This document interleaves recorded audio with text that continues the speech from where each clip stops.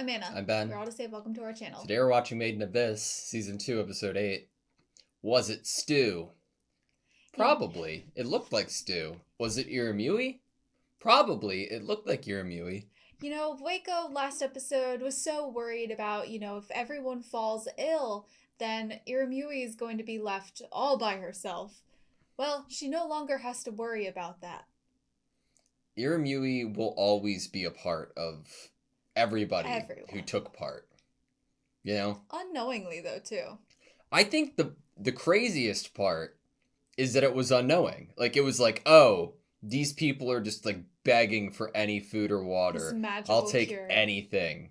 And then it's like, oh, that was really good. What was in that? Oh. Yeah.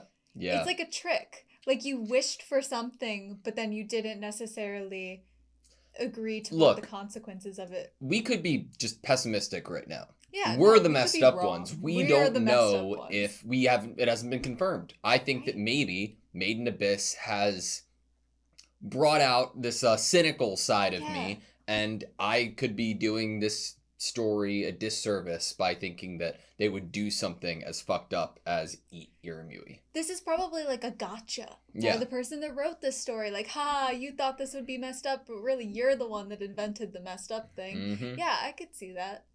Ready? Mm-hmm. Sweet. Interesting. もう一度来るって思ってたそうす。レグ、約束叶えてくれるなら、ファプタもレグのソース、体のどこでも持っていくソース。なんだと？その約束とはなんだ？レグにしか頼めないことなのに。Can only ask of Reg. 記憶にあるあの顔、あれはきっとその約束に関わるもの。ファプタ頼む。 Music's so good. 今一度約束を教えてもらえないだろうか。君に犠牲をしようとは思わないが。 だが代わりに何か知恵を貸してもらえない。その必要はないぞ。Oh! But I want to know what you're promising first. 約束のためならファプタはすべて捧ぐぞす。さあ、一緒に奴らを eradicate them. どうしてこんなことになってしまったのだろう。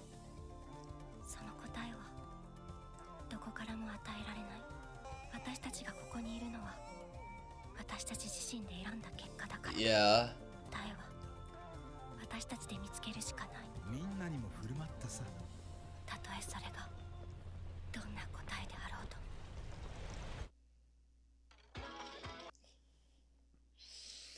Reg's supposed to use his incinerator on all of them. That was the promise. As like a form of revenge? As like, okay, incinerator and then go traversing up and down the abyss. Those are Reg's like specific to him abilities, right? Mm-hmm. I think you're probably right about the incinerator. But what does that mean, right? What, we trade back for Nanachi just to kill them? You know what? At the start of the season, I was like, whoa, we get this lore and history of the Abyss. I didn't think it was going to be this intertwined with the story of Season 2. Rico is going to have issue with annihilation of all of them. You want to kill Mogi? The form the wish takes.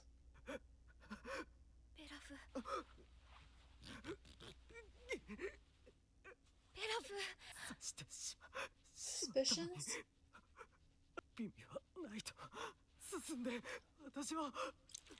上か。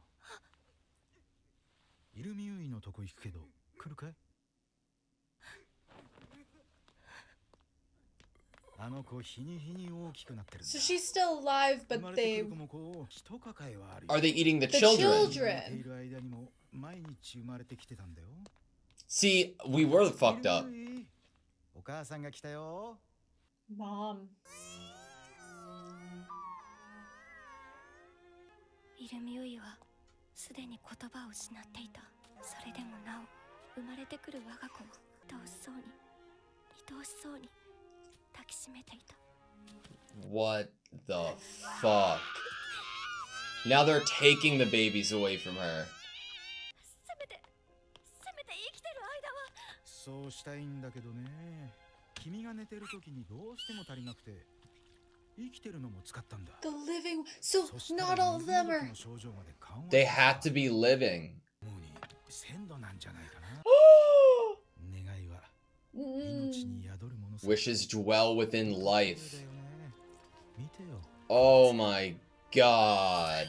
どんなところも余すとこなくね。 How does he say this all with just unfazed? やってみる？料理。 Can understand why Balop is the way that he is, yeah? 弱くて選べなくてだと自分に生きる場所をくれた人たちを。でも願いをこんな形で奪われ続けるあなたをこのままになってできない。あなたと一緒に。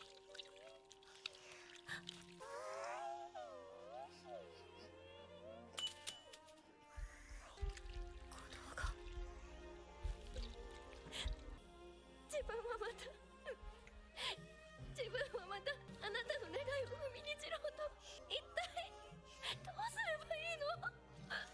レイコがいるから平気。 Just be there. Be with her. I'm sorry, Irimui. I hate looking at her. 何一つ選べなかった。罰してほしいと願うものの、これ以上の罰はもう Jesus. 地獄だ。頼む。やめてくれ。 Jesus Christ. なぜか故に耐え難いのだ。頼む。 Interesting. When we know that Balop wanted Midi, 地獄であろうと人は生きてゆく。 so they like You're praying pray to it like a god. 皆が Is 地獄 that に生 where まれた頃、 Faputa lives? In that like crater? By the time everyone got used to their hell, Irimui stopped screaming. どうしたの？それは二つ目だよ。君が倒れた時にね、こうするようにイルミユイも弱っていったんだ。彼女にもう一つ渡していた。 Oh. 複数あるものなんだよね。これ鑑賞記ちゃんたちも初めて見る風じゃなかったし、彼らに探して He もらっ was てた like のさ。 plotting so 本当 much behind the 間に合って scenes. よかったよ。これは本当にイルミュイの願いなの？だってこんな。 That face. 君とこうしてるのさ。いよいよだね。彼女の本当の願いを見届けに行こう。 Gave What her a is my second life? wish.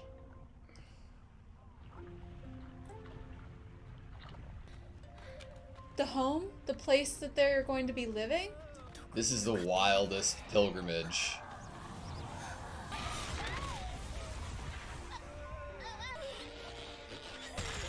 Oh! I never would have pictured this was Balop's reaction to it. Never got used to the suffering. Jesus.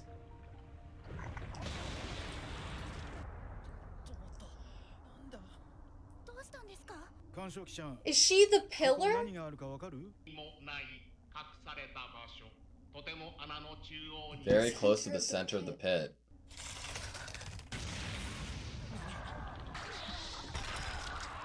生き物取り込んでる。君の大切なものを奪い生きながらえてしまった。上にも痛みにも耐えてきたはずがあえず Balop is like one of my favorite characters in this entire series. 消えた。お前人間ではいられない。 I can't stay human any longer. 私を罰してくれ。 Please punish me. もう心も何もかも食い散らかしてくれ。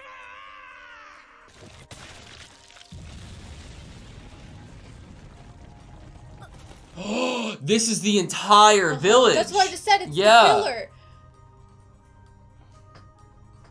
They live inside of her. The whole can't leave.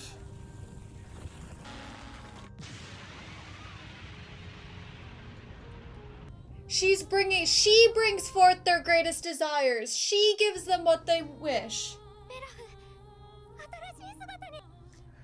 But Vueko doesn't change it. Oh, wonder why. To our queen, princess. What? I think it would take a lot more convincing to get me to step inside of there. これが本当にイルミュイの望んだことだなんて思えない。ウェコ、なら君はどうしたいんだい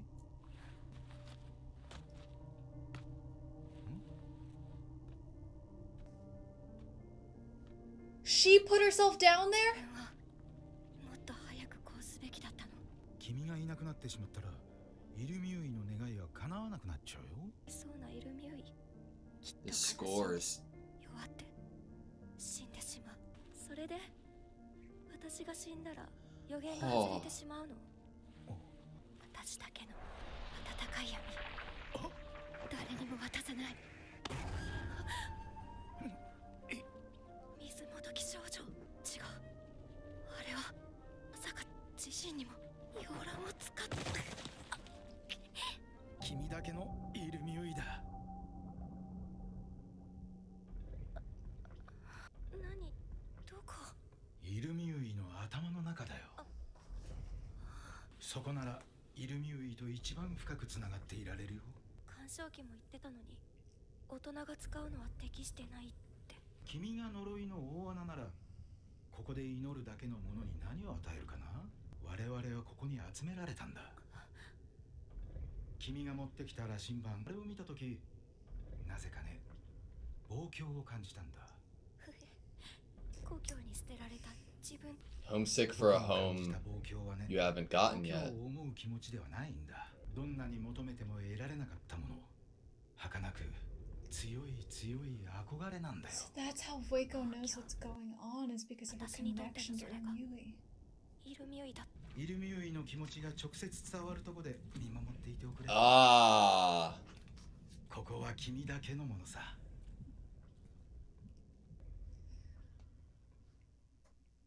It feels weird to be trusting Wazuki-on. イルミュイに身も心も食わせ、彼女の一部となっていた。ただ一つだけ、ただ一つの目的で生き続けていた。これは見えなかったな。誰にも悟られぬよう、ひた隠しに、ひた隠しに、ただ一つの願いを叶えようと求めても得られなかった。 A child. Have a child, the あまり princess! にも儚く。 I have chills. And see where she's born? Yep. That's where Faputa shows up. あなたの最後の子供。 And they're just staring at her. Oh! あなたは何も許してはいなかったんだね。全部許せなかったのに。 Vueko believes this rage is truly Iramui's. 数えきれないほどの兄弟たちの無念Oh! を、魂を囚われて住処にされたあなたの姿を、真の闇の中に誰にも見つけられなかった光は確かにあった。それを手にするのは誰でもない。闇から生まれた孤独な悲劇。 How did Reg get here? 願わずにはいられない。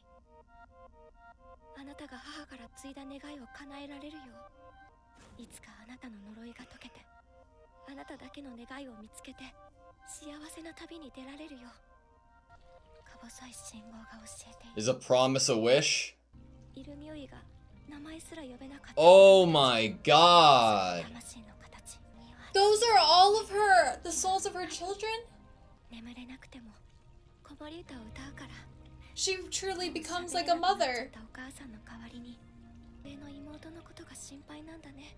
優しいイルミュイ。 Vueko needs to meet Faputa. 心配で眠れない時も。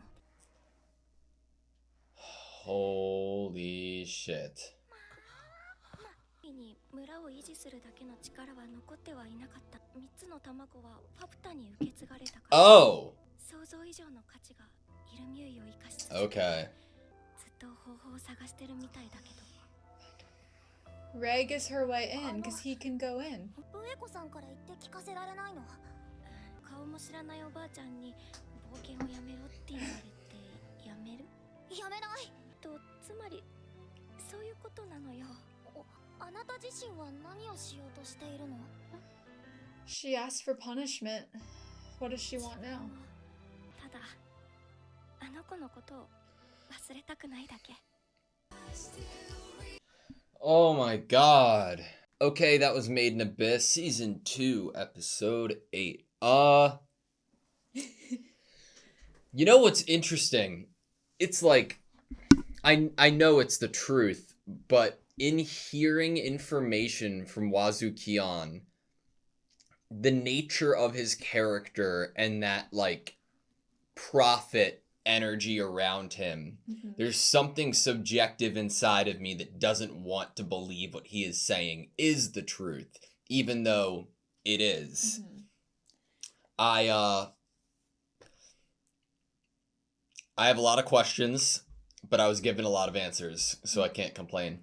In terms of just talking about Wazukion, because you brought it up, that character writing there for that character, that was really redundant, is very effective at having, as this prophet-like character, a person witness to that, the viewer, it's very effective that he's both unsettling, inspiring, comforting, and terrifying.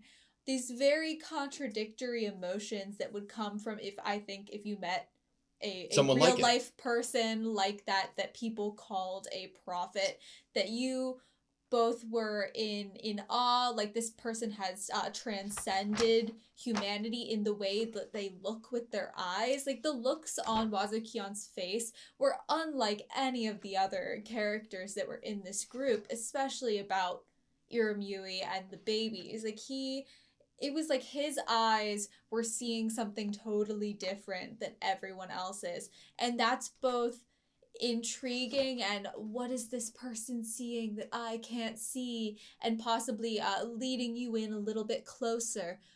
And also very terrifying, just completely contradictory, very effective, and very, it brings you in. What was the line that he had upon realizing they couldn't return? It's like they are walking amongst legend and history and myth, you know? They have like entered into a legend, I believe was like the line. It's so unsettling and real, because I completely agree with what you're saying. It feels like it's like a person in front of you and how they'd act, and I guess that's why I'm a bit unsettled, because it's an unsettling power he has. I end up feeling like I'm one of the villagers in terms of like, oh, like I'm along on the journey, I'm listening to this person, I don't feel great about it because it's fucked up, you know? I'm not surprised that he was able to amass a group of people that would traverse the abyss with him on this grand mission of finding this home in the Golden City. I'm not surprised by his personality that he was able to create this confidence and this support as a leader, and to think that he probably came up with the titles of the three sages himself. He was already deeming himself a sage and deeming Bailoff and Vuiko sages. Yeah. He took that title upon himself. He led the people here, and he had this confidence about him that had people looking at him like he's seeing something that I can't even see. He sees a future. He has a plan. It could instill so much confidence in the person that you're following if they are like that. It's a very effective leader to get you to do anything because you believe and trust in them that much. Yeah, I think that the feelings of the three sages are very interesting. Like, they're all completely different perspectives on the matter in very specific different ways, especially in going forward with eating Iramui's offspring. Which is funny, because we did say, what if they're creating this situation where we, the viewer, think of a thing that's really messed up, and then that doesn't end up being what it is? it's not the same exact thing we were thinking, but it's still in the same realm. I think this makes more sense. This makes more sense. It does. And in a because fucked up way. We were trying to figure out how narratively would that even work that Iramui was like gone. And I was like, came out of last episode being like, no, but she can't be gone. Yeah, and I she think probably just regenerates. And I think that the issue that I had in my like prediction of that was I wasn't thinking enough about what would cause Iramui, or more importantly Vueko, the most pain narratively. I think that, okay, at least Iramui's dead and doesn't have to be in pain, which was the wrong way to go about it. But we needed Vueko to get to a point where she would completely go against Bailoff and Wazuki. It was that torturous, exactly. It was that torturous event of taking a live baby away from Iramui again and again and again. Continuously feeling that pain. Yep. We already knew that Vueko was feeling before that moment that, is this really what she didn't wish to be feeling this pain every single day. And probably as people who love someone else, you don't want them to continuously be feeling pain and sadness every single day. There could be a point in time where Vueko would have wanted to put her out of her misery. I mean, the knife was there. And that obviously later in the story and with added context and different situations happening. But I still think that Vueko could have gotten to a point where she would have done that even if it was that Iramui was regenerative and they were eating from her. But I think to get Vueko to a point where she it decides to just die and to try to jump off that cliff and not be a part of hurting Iramui any further. Yeah. You had to get her there somehow. And we now know how. I know you had said it in the beginning of the reaction of what Iramui actually was in terms of the village. I couldn't believe that. And then she was almost this inanimate object. The second it broke open, I was like, no fucking way. As soon as I saw the color, the pink started to go away. That's when I was like, yep. 100%. I didn't expect to enjoy Bailoff as a character as much as I did. Yeah, I think we definitely need to spend time talking about Bailoff, but just a quick question before we get into discussing that, unless you have something ready to go.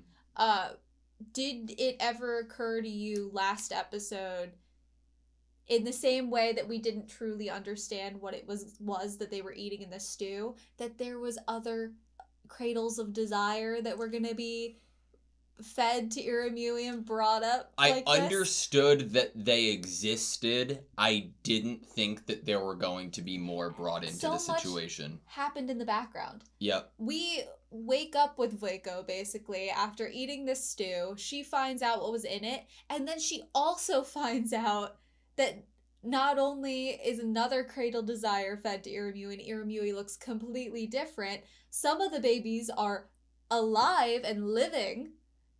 And then, later, Wazuki-on apparently also had a cradle of desire. You know what's wild? The feeling that I have instilled of me about the cradle of desires, it feels inherently wrong. I have a consciousness that's no, that you shouldn't be doing that, of just Wazuki-on utilizing them. The idea that the transference units or the interference units said for children, that kind of stuck with me in a way I didn't expect, and I think that I've done some internal connecting, but the idea of the purity of and the raw of a child's wish is something that's what these are meant for. And I didn't like hearing that Wazuki-on had given a second one to Iramui and then used one on himself. So you're right to start this train of thought of, oh, well, a child's wish would possibly be so much more innocent and good for the world. But There's also, it also might lack the complexities that it might need. Like, if you think of a genie lamp wish, you need to be very specific about how you phrase what you're asking for it to not turn out, oh, you got what you wanted, but there's all these freaking consequences to it. And maybe an adult being given a wish would be able to plot, specifically a character that seems to be very liking to plot and plan and do things behind the scenes. He might have had a very carefully crafted wish. And when we see Iramui make her wish, her form changes.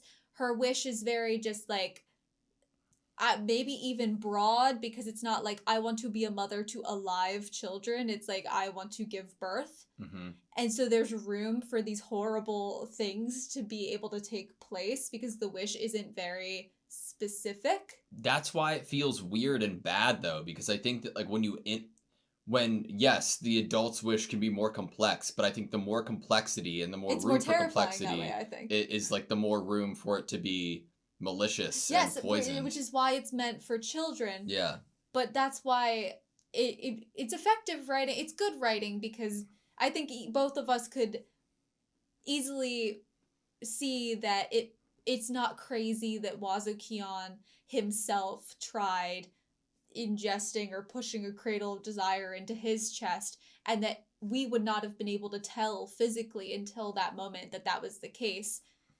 Because once we're explaining it to ourselves here and processing it, we're like, okay, his wish could have been much more specific, much more malicious even, maybe. And that he would even have thought to do that, easy for us to grasp onto. Wazukion is such an interesting character because, like... He's a try it on himself first. Well, he doesn't try it on himself first because he gives it to Iramui first, but... It's an interesting, like, place that I'm at with him because I think I love him, like inherently as a character. Writing? Yeah, and the only bad or malicious parts that I feel aren't due to, strangely enough, aren't even due to, like, the fucked up shit that he's doing in terms of feeding people this. It's like it's the belief in, it's the fact that he's a prophet. Like, I think that inherently sits weird with me, and like that but as a character he is wild. All the characters in this series are. The reason it's effed up of the eating of these creatures is because the characters have the context of what it is. If these were just random bunny-like creatures that they were meeting in the abyss and they didn't know where these came from and what they were, because of how they look and that they are not human, they would have just eaten them comfortably and not felt anything weird about it. But it's because they have the context that Iramui was a human, became this thing, is still in there and is birthing these things and crying over them, and these are her children that are being taken away alive. Complicated and emotionally connected context. Yeah. That's why it feels uncomfortable. And I think that Wazukion's probably a character that can disassociate from things. Like, he's like, well, she's not a human anymore. I don't think it's disassociation. I think there's no doubt that it's the right thing to do. Yeah, he has, like, no doubt or hesitation. That's the prophetic nature of it. Mm-hmm. That's why it's so dangerous. And it's like, if you tried to debate with him or argue with him, he'd just be like, huh? No. It's the truth. It's the truth. You know, like, didn't it work on you? You ate some of it. You're in this. To go to Bailoff, seeing his reaction. Yeah, mm-hmm. I think, did that surprise you? It surprised me. That he reacted that way? Yes, it actually did. I think that maybe a little bit of it did, and that's on me because of his interactions with Nanachi. It's how I was perceiving him in moments that we saw him prior, which now I almost want to go back and re-see those moments. I think that it was only moments that I perceived him after he'd transformed. How he acted and reacted this episode is exactly how I've, like, seen him in what we've seen when he was still a human. just a reminder of one moment that is why I felt surprised from him being in his human form in this time period of flashbacks that we're doing, is him listening to Voiko and Iramui's conversations.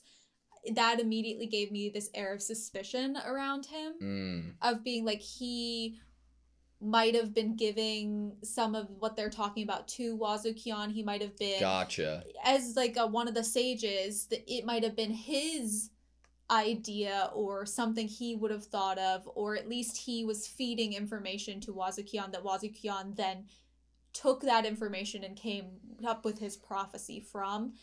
And because that's where I was like a little bit more surprised, because I would have thought because of that I was perceiving Bailoff to be much more maybe involved in a no, maybe not in a malicious way, but involved more in going to Wazukion and telling him things, maybe being a part of hearing what Wazukion was going to do. But doesn't, like, so not including being a part of what he was going to do, but the idea of him communicating what he's overhearing in terms of Voiko and Iramui's conversations, I think there does exist a possibility of him doing that with no at all malicious intent, or like even bad intent, or I'm spying what intent. That could show is that he might have had a massive amount of trust in Wazukion. Yeah, like, oh, they're the three sages, they're friends. That choices Wazukion would make would match up to my morality scale, you know? They probably had faith and trust in Wazukion. Which probably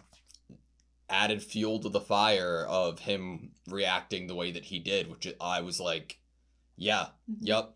And he doesn't blame anyone but himself here. He's not like, Wazukion fed this to all of us. He's like, I couldn't help myself. I love that. I love how horrifically transparent and raw that is. Like, in a character, it's like, I fucked up not only because I did it, but the admission of his desire to, and enjoying it. It's a fun conversation in terms of thinking about how Voiko feels after, and what she blames and how she feels blamed. Exactly. In comparison to the lack Bailoff. of decisiveness or just like the decision. fact that she didn't do anything. Yeah. To stop it. Voiko is holding all this blame, where in some ways Voiko was either too sick to maybe have actually done anything, and some of the blame she's putting on herself is a little bit misplaced and not necessarily her fault. Unable to go insane, unable to simply die. I couldn't make even a single choice. So Voiko blames herself for inaction. Bailoff blames himself for not having self-control. But also, like, what self-control do you have to a certain extent when Voiko's feeding it to you? You know, like... yeah, but I'm sure he's also talking about the initial first time I think he ate it, which is probably fed to him by Wazukion. God. And so they both, in their own way. Wazukion's like, yeah, I did this, and this is awesome, this is great, this is exactly what I wanted. And Bailoff and Voiko are both like, what the hell, man? I can't believe I, was a part of this. This is so effed up. Both of them wanted to die. Bailoff was like, end me now. He went to Iramui as his penance, you know? And then once Voiko sees that wasn't even, maybe possibly even true punishment. Also, I don't even think Voiko would put that on Iramui to be the one that killed her and punished her. No, Voiko's like, I've done enough to hurt Iramui that I'm not going to put my life on her. I'm so glad that stories exist in the vein of Made in Abyss, in the sense of like being so specifically unique and bring forth themes and ideas and points that are horrific and fucked up and make me incredibly uncomfortable to watch, and not for the sake of like, oh wow, this is awesome, you know, but like in trying to dissect storytelling and the idea of writers' capabilities of trying to create absolutely unique characters and situations that are fictional. It is so crazy to do. It's so interesting. Think about this. So you just had quoted this quote, uh, and it is still on the screen. Unable to go insane, unable to simply die. I couldn't even make a single choice. Waco tries to make a choice at the end. Yeah. She finally decides and musters up the nerve to make a choice for herself at the end, and it is stopped. It's taken away from her. And now we have modern times, and her chains that Wazukion put her in, but she kept herself in a punishment sense, were ripped away by Riko. And she is now making a choice to follow Riko back up and to again make a choice to tell Riko everything. Yep. And it's almost like, in a way, it's her getting back at Wazukion here. You know, she got to see Wazukion genuinely scared, and I almost bet that kind of exhilarated her a little bit. Yeah. I'd agree with that. Her choice was stopped. She thought that with that choice, she was not only helping herself, but she was helping Irimui, because she was going to end both of their suffering. She was going to punish herself for her part in this, and she was also going to stop Irimui from having to live the rest of eternity making everyone else happy and, like, giving them their wishes. And that was stopped, and she couldn't do that anymore. And now, you know, she's given this second chance, this confidence boost to try to figure out what choice she wants to make now. How is she going to handle this situation? Does she want to side with Faputa? And if so, does she also feel exhilarated by the idea of an original resident of the Golden City and Faputa bringing the end to everyone here? The lines that she was saying to Riko, I really, like, in terms of clarity, did wonders of, like, Riko's like, well, couldn't you ask her to... And that was such a good moment, because I think it really helped Riko understand. Waco, can't you reason with her? Riko, this is just a what if. But suppose an old lady you've never seen before said, stop adventuring, would you? No way. So, in short, that's how it is with Faputa. I thought that was a very good moment of clarity. Also, old lady, Waco. Waco's been alive for a very long time. But time... Though I'm still confused on how... Well, I guess time moves weird. It's within Irimui that time... Like, the time's even further distorted and fucked, right? Yeah. God. Which makes you wonder if... Midi is a special hollow that can regenerate, but that doesn't mean that all of these others necessarily fully could if they were completely incinerated, if they were outside of Irimui or maybe even inside Irimui. I don't know, because Midi was told to us as this, like, special thing that Bailoff would want so he could eternally eat it. So what would happen if Reg came in here and incinerated everyone? Why did Reg get here in the first place? How did Reg and Faputa's interaction and friendship start? How, like, what's that?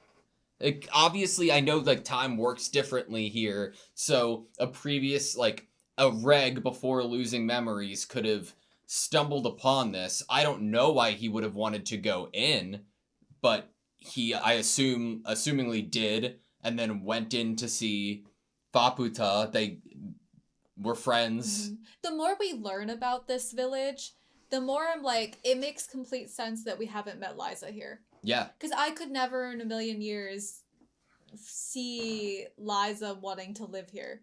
I could see her being really interested in it at first. Yeah, I could see her wanting to walk around the market and being as inquisitive as Riko, you know, wanting to figure out how the currency works, wanting to understand everything, talk to some of the different hollows she could talk to, but just as a passing through thing like Bondrewd, nothing like living here. The promise of Faputa is 1,000% to destroy the village, right?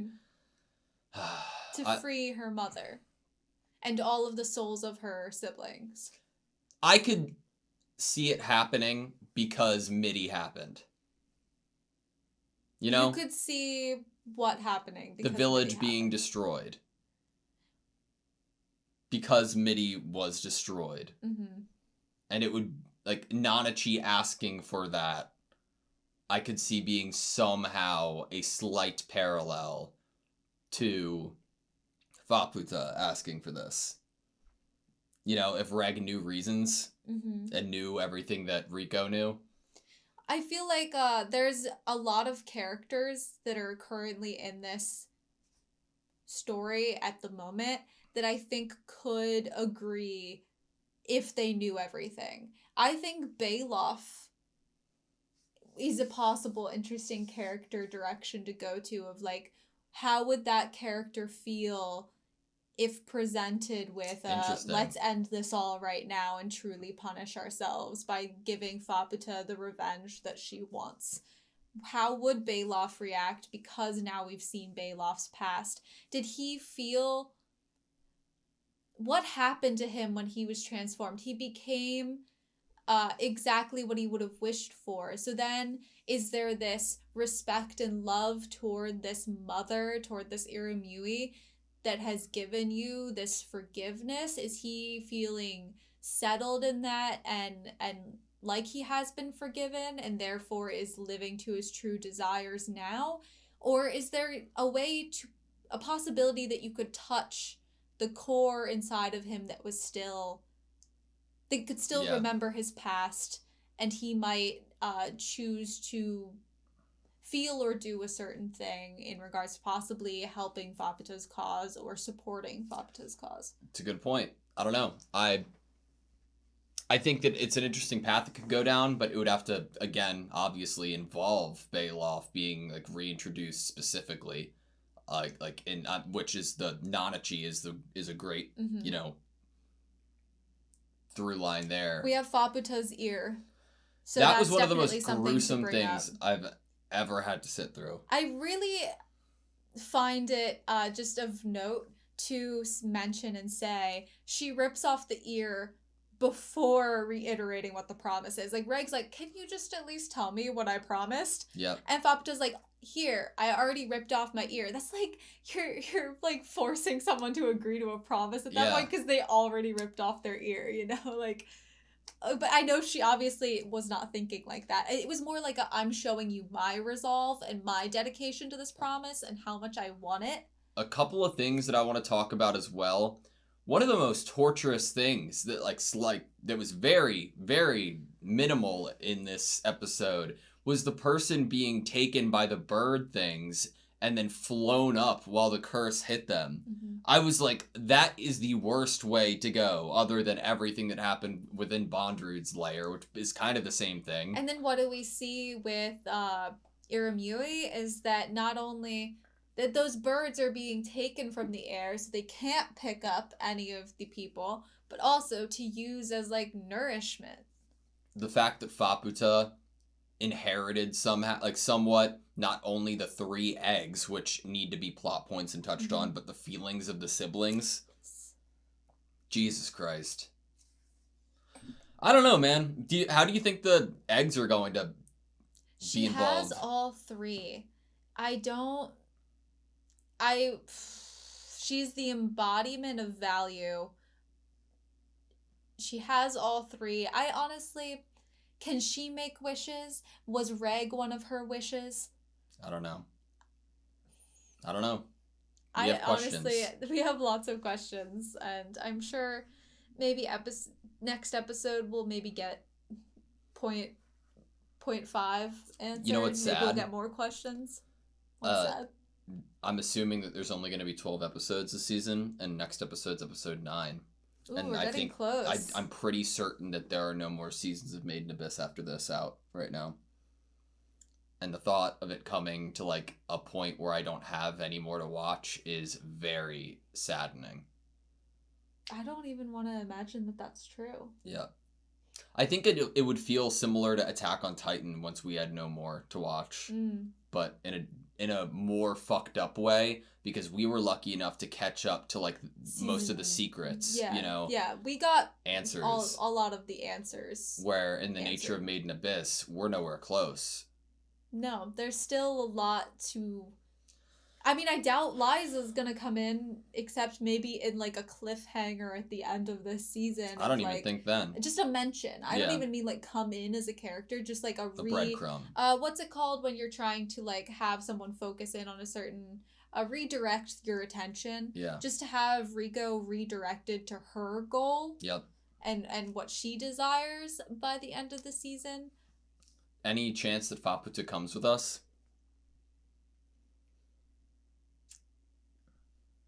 If you had to make a bet, like yes or no.